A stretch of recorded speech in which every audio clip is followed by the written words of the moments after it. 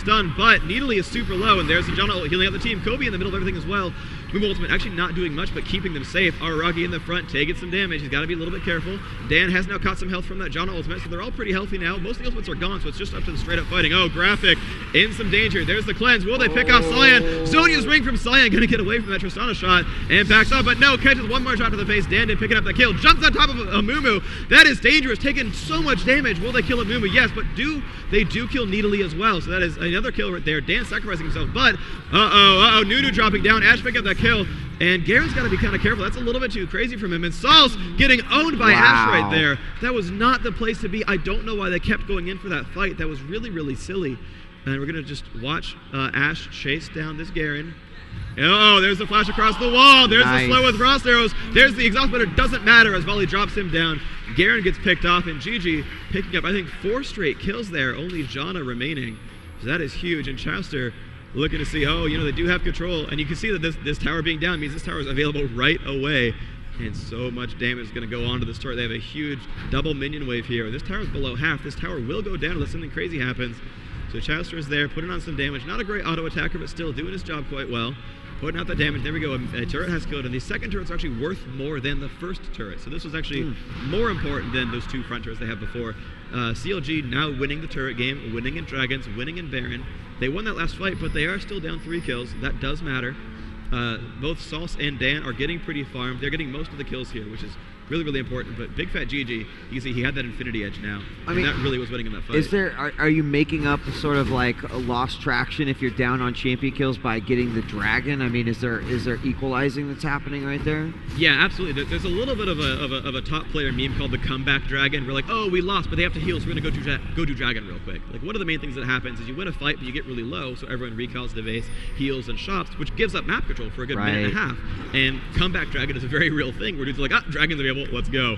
And it works out actually quite well for them. So then there's also Snowball Dragon where you just have map control, you just keep killing Dragon to win the game. But there are a lot of comeback mechanics. Also, when you're behind.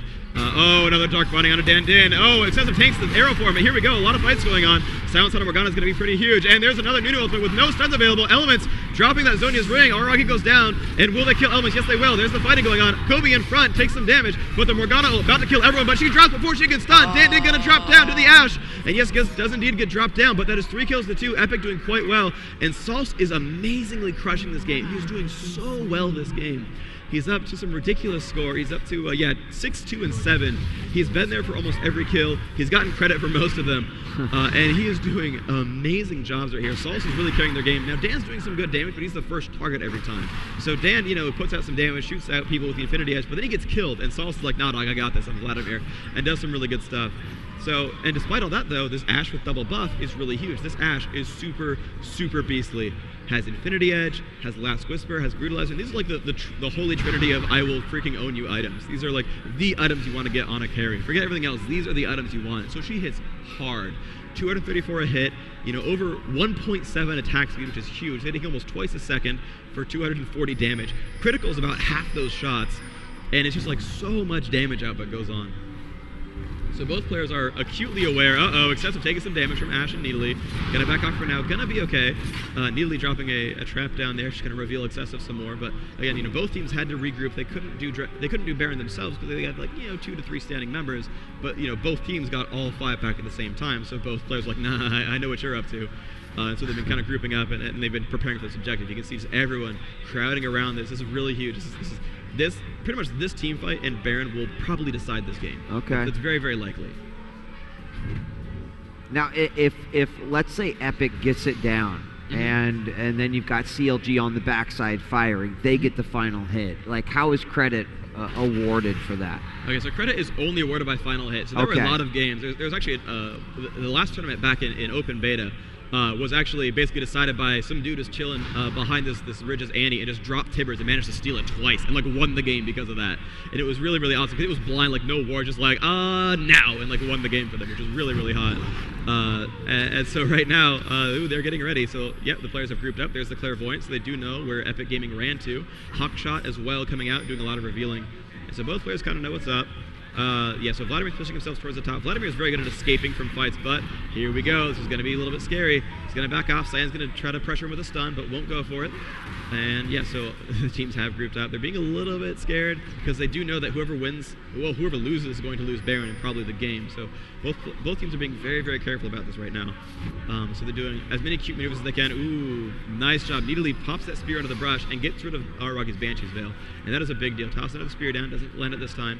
But Needly has a lot of ability power. This Rage Blade is fully 8 stack, 248 ability power. Those spears are going to hit like a truck. So they've got to be very careful. Oh, another spear going off down, hitting Excessive. But Excessive is the tanky member of that team, so it's not really a big deal that he's taking those shots. But this is going to come to a head pretty soon. Players now grouped up towards middle. Epik feels a little bit more comfortable fighting towards middle, trying to get the enemies out of position. Oh, there's a stun onto Sauce. Sauce will take it. He doesn't care too much. Has a lot of ability power, has a lot of magic resist as well. 182 magic resist. That is really, really, really, really heavy. So he's not going to die to spells really anytime soon. Ashe is really only threat.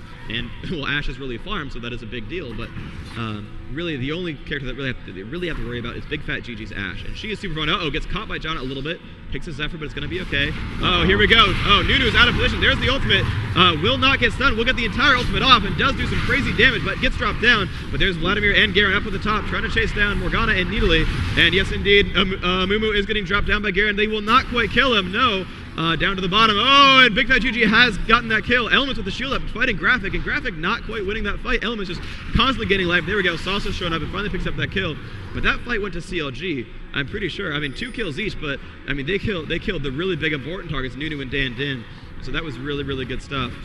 And basically the carries were just alive the entire time for CLG. They lost Morgana and Cyan, and really you can give those up and not care. Neither of them are really getting many kills, so they're worth less and less gold. So if you get a killing spree, you're doing really well and getting a lot of damage, and that's awesome, but you're worth a lot of gold. If you're dying a lot, you're actually worth less gold, so it's going better for if you die. You just don't really care at that point. And so it's good to have the players sort of shift the kills to the right places and do what they can. And so right now, you know, the low impact characters are the ones dying, and so that's awesome for CLG. They're perfectly happy with that. So again, more map control going off here on Mumu, tanking the Blizzard, probably going to give it to GG. And it's just funny watching how far Big Fat GG is getting. He's up to a Guardian Angel now, which means that when he dies, he'll just revive again, like no big problem. And ooh, here we go, important stuff going on. Now, I won't quite cast it out loud in case they can't hear me, but people do know what's going on. Uh-oh, Kobe running out. Oh, okay, Arwagi sees Kobe. They do know Baron's being focused, and they're going to have to back out for now, actually. Hotshot's still hitting it. And yes, okay, they have actually returned, but Salsa is here. And everyone's got to be a little bit careful. Looks like Epik will back off. A ward goes down. They will try to kill it. Yeah, Needly will just trap that and kill that ward off. It's going to reveal that ward. And yeah, that gets dropped down. So nice try warding that by Epik, but nothing really gained there. There and Nash are now regenerating back up. You're not allowed to poke him down. You actually have to dedicate yourself to killing him. But the players are grouping up. Yeah. I mean, it looks like you really have to wait to commit to the Baron, because if you get caught out of positions, come on the flank, there's not much place for anyone to go, and that's why we're seeing them really tiptoe around that area. Not committing. Absolutely. They're really tiptoeing around it because a lot of it is also that this game is worth so much. If you lose this game, you're pretty much out for Epik, and CLG doesn't want to lose one and then be put in that same situation. So they're being very, very careful, more so than they normally would, just because of the circumstances. But they have revealed each other. They do know what's going on. Clairvoyance and Hawkshot doing very good work for CLG. They have such good revealing because of that. It's really, really good for them to have that kind of those kind of situations. But ooh. A little bit of funny stuff going on. Poked at Baron, not too much going on yet. But both teams have to be very, very careful about their positioning. But yeah, I mean, basically Hawkshot GG is getting so, Big Fat GG getting just so incredibly farmed. I mean, he's got 3 high tier damage items. He's got the Guardian Angel, so that when he dies, he doesn't really die. Here we go. Arwagi jumping in the front, does slow down Ashe. Mumu's in the middle, and there's the ultimate, and gets it canceled out a little bit early on. But here we go. The Cyan in the front jumps onto Dan Din. Dan Din takes some damage. There's the Mumu ultimate. Element's getting forced to pop his Zonias, but he will get dropped down this time. Dan's going to show back up. Arwagi putting on the snowballs. Will they kill Elements? Excessive kills Big Fat GG through the Guardian Angel. Amazing job by Excessive, just doing so much damage there. They have picked off that Cyan. Very good job by Epik. Excessive getting pushed back. Dan Din jumping on top of Morgana and does get the kill. They will try to get a Mumu as well. Now Needly getting away this time, but a Mumu is up in the middle of everything. Gets the exhaust in the base, does get dropped down. Needly putting some damage onto this Tristana, but Tristana has so much lifesteal with the Stark's Fervor. That is 4 kills for 1 death, which is freaking huge. They finally killed Salse, but Salse was not the guy to kill. Salse is freaking tanky. I don't know why they killed him first, but oh man. There we go. Dan jumping up in front, and he is going for Baron. This is going to be precarious. Now, Hotshot does know what's up. He does see this. He could potentially steal it with a spear, so we're going to see what happens. Graphic trying to get behind the Baron. Very good play. He's going to get behind the Baron and try to tank that spear shot. They don't know where Hotshot is, so it could potentially just be a steal from the Fog of War. And basically, the two teams do know both. Oh, and he goes for it. Cannot quite get it. Very good job. That Nunu actually saved Consume and Smite to make sure he could last hit that, which is really, really good stuff. He saved an ability called Consume, which just hits a single target for hefty damage. And Smite is just a single target minion-oriented nuke. So he's like, it's at 1,000 health, mine, and just grabs that. So now both teams have gotten a Baron. This game going on to the 45-minute mark. Both teams getting a Baron kill. This is looking very good for Epic Gaming now. Yeah, so Sauce is pushing himself. We should really force a team fight, and we'll get it. Like, we're in really, really heavy advantage. Dan is now super farmed with Stark's Fervor. You know, we're super far ahead. Let's make this happen. So, you know, both teams trying to get these objectives before the next fight. You know, Baron obviously really big for Epic, but, you know, Golem buff getting picked up for Hotshot. That's really big. Lizard is down.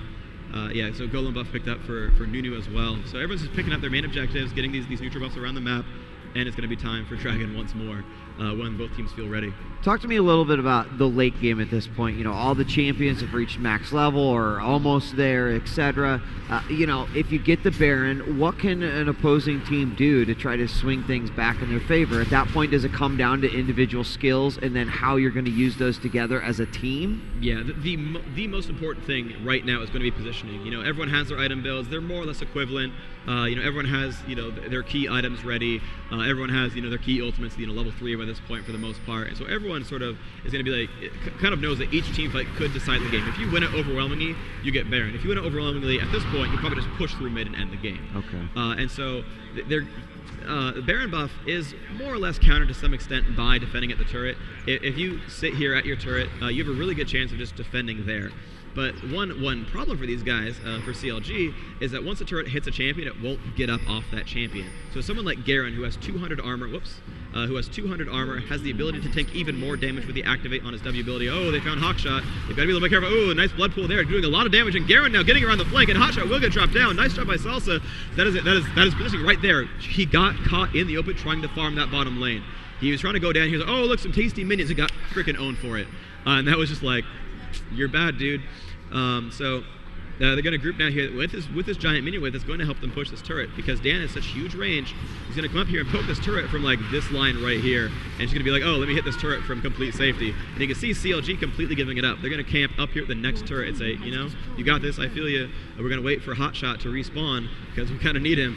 So very good stuff here. They're coming up now onto this turret, and they will go for it. Dan Din turning on rapid fire, and just so much damage on this turret through the Jono shield, and pow, that goes down. So they are now onto the inhibitor. This could be the winning push for Epic Gaming. Again, that one positioning kill, and there's the push. So the inhibitor has gone down. They're now spawning super minions, which means that now at the 46-minute mark, when the next wave of minions spawn, we'll see a really big 2 like cannonball arm super creep coming around, which takes reduced damage from turrets, does like 200 damage a swing, has like 4k health, is like, I'm gonna push, dog, and you're gonna die to it. Yeah, you don't want to run into this. Yeah, he's pretty dangerous. So that's gonna spawn with every wave. So we see this wave spawn, right? 3 ranged mobs, 3 melee mobs, and the super creep. 190 damage.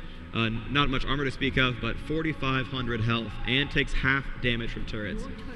Oh, so Epic makes a mistake letting top push itself just in the minions. As the game goes on, these minions do power up and they start overpowering turrets themselves. So you'll see these lanes kind of push themselves and make players make these choices of, oh, well, do I farm this? Do I defend? Oh, are we going to give up Dragon for it? And so a lot of these choices start, you know, ramping up as the game goes on, because just stuff starts happening to you. And how often is the Baron spawn again? The Baron is an 8-minute respawn timer. Okay. So at I believe the buff lasts about 5 minutes, 4 to 5 minutes, and so as this times out, we'll see 3 minutes until Baron comes back up. So we can kind of just watch Hararagi or Dan Din, and when that dissipates, we'll know, okay, in about 3 minutes, you know, it's going to be crazy again. But they're going to keep pushing though, with Baron buff, with Guardian Angel on Nunu, with crazy damage on Dan. Right? He's got his elixir, he's got his green elixir going, which gives him attack speed and critical chance. So he's